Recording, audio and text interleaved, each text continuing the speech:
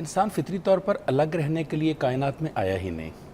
اگر وہ الگ رہنے کے لیے آتا تو حضرت آدم علیہ السلام کو جب اللہ تعالیٰ نے اپنی تمام تر رعنائیوں سمیت بنایا تھا تو وہ اکیلے ہی دنیا میں رہتے اور راج کرتے. تو اللہ تعالیٰ نے ان کے وجود سے جب اماں حوا کو پیدا کیا تو دراصل یہ پہلی نشانی تھی کہ انسان رشتوں کے بغیر نہیں رہ سکتا. یہ پہلا رشتہ تھا جو اللہ تعالیٰ نے خود اپنے ہاتھوں سے قائم کیا اور اللہ تعالیٰ کی ول شامل تھی. اسی وجہ سے جو میاں بیوی کا رشتہ ہے اس کو سب سے خوبصورت رشتہ کہا جاتا ہے کیونکہ یہ اللہ تعالیٰ نے خود اپنے ہاتھوں سے بنایا اور اللہ تعالیٰ نے دونوں کو پیدا کر کے پھر دونوں کو اللہ تعالیٰ نے ایک خاص طرح کا حکم دیا جو کہ کسی اور رشتے میں نہیں تھا. تو اسی رشتے کی وجہ سے دیگر رشتے جو ہیں وہ سارے آپ کے سامنے آتے ہیں. ابھی آپ نے بات کی کہ اگر رشتے اتنے قیمتی ہیں، اتنے خوبصورت ہیں، موتیوں کی طرح ہیں، پھولوں کی طرح ہیں، پھر کیا وجہ ہے کہ ہم لوگ ناراض ہو جاتے ہیں؟ ایکچولی مولا علی نے بڑا خوبصورت بات کی نہج البلاغہ میں. آپ کہتے ہیں رشتے خون کے نہیں احساس کے ہوتے ہیں. جب احساس مر جاتا ہے تو پھر خون تو کوئی چیز ہی نہیں ہے. سب سے اہم چیز احساس ہوتی ہے. ناراضگی کے بارے میں کہا جاتا ہے کہ ناراض ہونے کے لیے بھی کوئی رشتہ چاہیے ہوتا ہے. ناراضی کوئی ایسی چیز نہیں ہے جو کسی پر بھی لٹائی جا سکے. اسی طرح چلتے چلتے آپ کہیں نا سڑک پہ کسی میں تم سے ناراض ہوں، اسے کیا پرواہ ہوگی؟ پرواہ اسی کو ہوگی نا جو میرا بہت قریبی ہوگا، جس کے ساتھ میرا ایک تعلق ہوگا. بعض اوقات ناراضی بتانے کے لیے بھی ہوتی ہے کہ میں آپ کا قریبی ہوں اور آپ میرے قریبی نہیں ہو پا رہے، اس لیے میں ناراض ہوں. یہاں تک تو بات ٹھیک ہے، جہاں دو انسان ہوں گے، جہاں دو برتن ہوں گے، آواز بھی آئے گی، مسائل بھی ہوں گے، پریشانی. مگر جب بات اس سے آگے بڑھتی ہے، جیسے آپ نے کہا کہ وہ رشتوں تک پہنچ جاتی ہے، پھر رشتے ٹوٹنا شروع ہو جاتے ہیں، پھر ہم ایک دوسرے سے دور ہونا شروع ہو جاتے ہیں، تو مجھے بابا جی اشفاق احمد صاحب یاد آ گئے. بڑی خوبصورت بات انہوں نے کی. ایک دفعہ گھر بیٹھے ہوئے تھے، مجھے کہنے لگے کہ بیٹے کسی دن ہم اپنے قریب ترین لوگوں کو یہ سوچ کر کھو دیں گے اگر وہ مجھے یاد نہیں کرتا میں اسے یاد کیوں کروں. تو وہ اکثر کہا کرتے تھے کہ جو ایک ہفتہ تمہیں یاد نہیں کرتا تمہارا فرض ہے اس کو یاد کر لو. یعنی جو آپ سے کنیکٹ نہیں ہو پا رہا آپ کا کام ہے کہ آپ اس سے کنیکٹ ہو جائیں. اچھا، یاد کرنے کا جو آپ ہمیں مفہوم سمجھا رہے ہیں وہ یہ ہے کہ صرف ہم نے یاد کرنا ہے، سامنے والے کو بتانا نہیں ہے. نہیں کنیکٹ ہونا ہے. یاد کرنے میں تو کنیکٹ ہونا.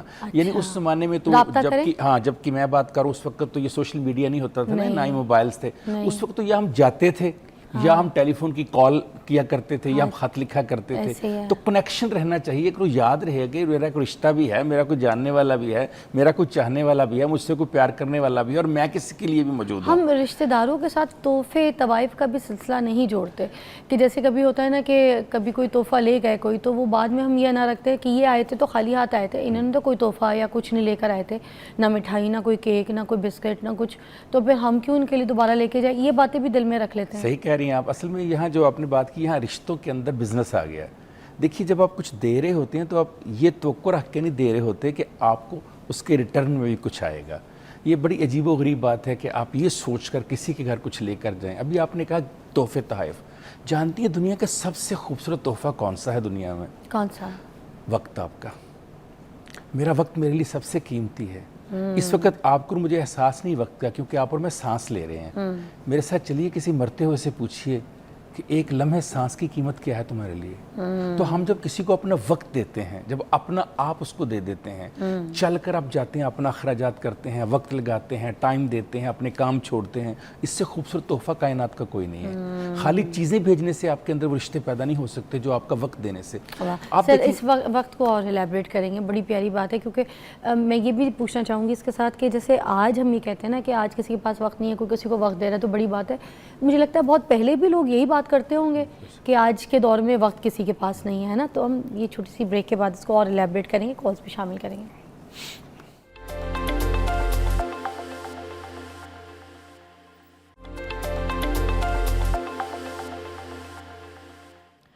اچھا، ہمارے ساتھ کاشف فراز صاحب موجود ہیں اور ہم رشتوں کے اوپر بات کر رہے ہیں. ہم نے بات چھوڑی تھی وقت کے اوپر کہ آپ کسی کو اپنا وقت دیتے ہیں تو یہی بہت بڑی بات ہوتی ہے. تو ہم وقت میں اگر یہ بھی مثال ایڈ کریں کہ کوئی رشتہ دار اگر کسی کی شادی پہ جا رہا ہے وہ اپنا وقت دے رہا ہے، سب سے پہلی بات.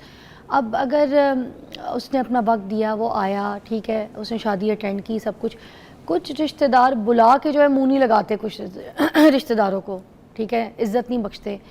کچھ ایسے جلاپے ہوتے ہیں دوسرے رشتہ داروں کو کہیں گے آپ بیٹھ جائیں کھانا کھا لیں, آپ کو نان گرم مل گئی ہے, آپ کو بوتل ٹھنڈی مل گئی ہے, سب کچھ 2-2 3-3 بار, وہی جیسے رشتہ دار برابر میں بیٹھے ہوں گے, مگر بیکاز آف سم حیثیت کہ ان کے پاس اتنی شاید مال و دولت نہیں ہے, صاحب حیثیت, ان کو ویسی عزت نہیں بخشیں گے. تو کچھ ہم بھی تو تھوڑا فرق رکھتے ہیں نا. جی بالکل ٹھیک بات ہے آپ کی. ایکچولی دیکھیں نا, وہ پروین شاکر صاحبہ نے بڑی خوبصورت بات لکھی ہو اپنی کتاب کے دیباچے میں. انہوں نے کہا کہ پیسوں کی جھوٹی عزت اور انا کی دوڑ میں رشتے بہت پیچھے رہ جاتے ہیں. ہم جب رشتوں کو اس طرح سے وزن کرنا شروع کر دیتے ہیں کہ کس کے پاس کتنی گاڑیاں ہیں, کتنا گھر ہے, کتنا اس کا سٹیٹس ہے, تو اس وقت رشتوں کا جو تقدس ہے وہ اپنے ہاتھوں سے خراب کر دیتے ہیں. ابھی آپ نے جیسے بات کی کہ اپنا وقت دے کر کو اگر آ رہا ہے یا آپ نے خود کسی کو بلایا ہے تو آپ اسے عزت بھی نہیں دے سکتے. اب عزت کون دے گا؟ دیکھیے بڑی آسان سی بات ہے, عزت وہ دے گا جس کے پاس عزت ہوگی. اب جس کے پاس عزت کی خود کمی ہے وہ کسی کو کیا دے گا؟ سر یہ وہ والی عزت ان کو تو دے رہا ہے جو صاحب حیثیت ہے, جس کے پاس مال زیادہ ہے, وہ اس رشتہ دار کو تو آؤ بھگت کریں گے. وہاں فائدہ نظر آ رہا ہے نا, وہاں ایک سوشل کنٹریکٹ کے طور پہ کر رہا ہے کہ میں اس کے لیے کچھ کروں گا تو یہ صاحب مال ہے, صاحب حیثیت ہے. مگر فائدہ کیا نظر آ رہا ہے؟ وہ اپنی جائیداد میں سے حصہ دے دے گا ان رشتہ داروں کو. فائدہ نظر آ رہا ہے کہ کل ہم جائیں گے, ان کی بڑی کوٹھی ہے, یہ ہمارے لیے اتنا کچھ کریں گے. یہ نہیں سوچتا کہ اصل میں جو تمہارے کام آنا ہے وہ ہے جو تم نے اس رشتہ دار کے لیے کیا جو تمہارے لیے کچھ نہیں کر سکتا.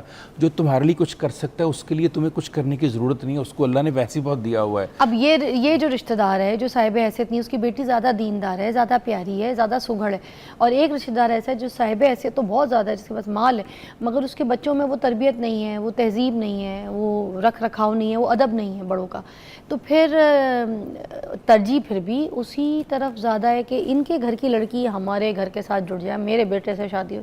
اور جن کے پاس بیٹی ہے مگر حیثیت اتنی نہیں ہے تو اس لڑکی کو دیکھیں گے بھی نہیں صحیح سے. جی آپ کی بات ٹھیک ہے. وہ ایک پرانی حکایت ہے نا کہ کسی باپ نے ایک قیمتی ہیرا جو تھا وہ اپنے بیٹے کو دے کر کہا کہ بیٹا اس کو جو ہے نا تم بڑھئی کے پاس فروخت کر کے آؤ. وہ بڑھئی کے پاس گیا, بڑھئی نے اس کو دیکھا تو اس نے کہا جی میں تو اس کا 10-20 روپے دے سکتا ہوں.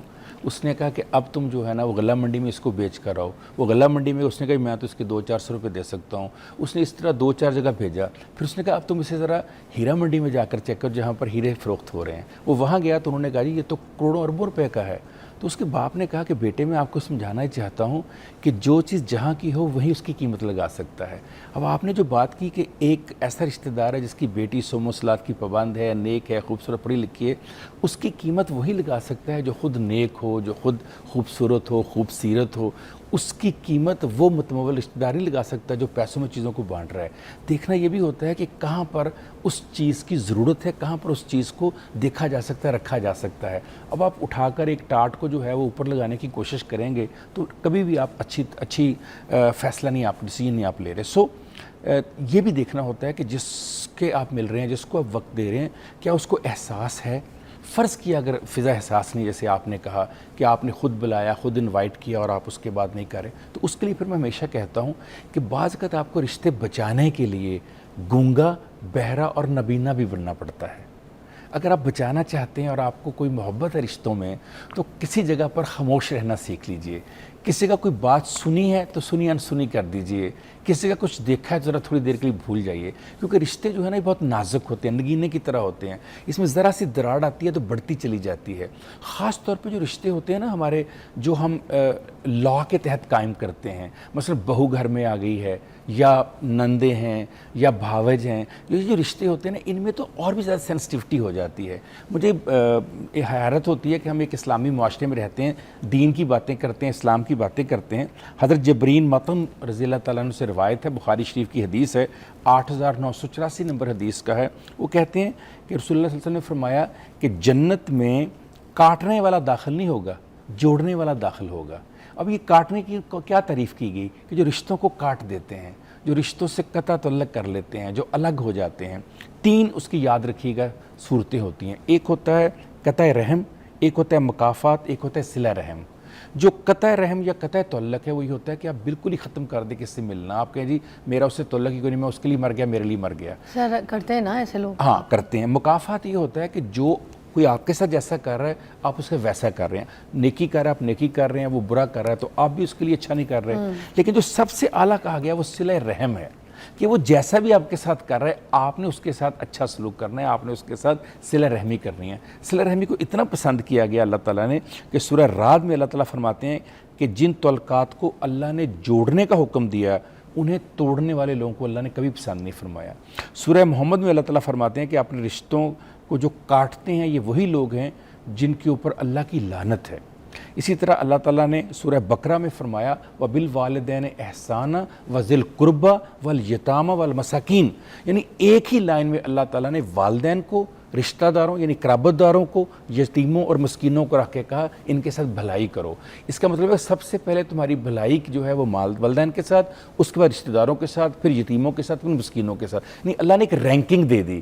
تو اس رینکنگ میں ماں باپ کے بعد سب سے بھلائی کرنی ہے اگر اگلا تیار ہی نہیں ہے, اس حد تک کرنی ہے. آپ کرے جا رہے ہیں, وہ ریڈی نہیں ہے, وہ نہیں کر رہا آگے, پھر مولانا رومی بھلائی کرتے رہے. مولانا رومی سے کسی نے یہی بات پوچھی کہ مولانا رومی آپ کہتے ہیں کہ آپ پیار سے, عشق سے, محبت سے سب خرید سکتے ہیں, اگر اگلا بندہ اس بات کو تیار ہی نہ بائی کرنے کے لیے, آپ نے کہا کہ دوائی کی مقدار بڑھا دو, یعنی محبت اور صلہ رحمی بڑھا دو.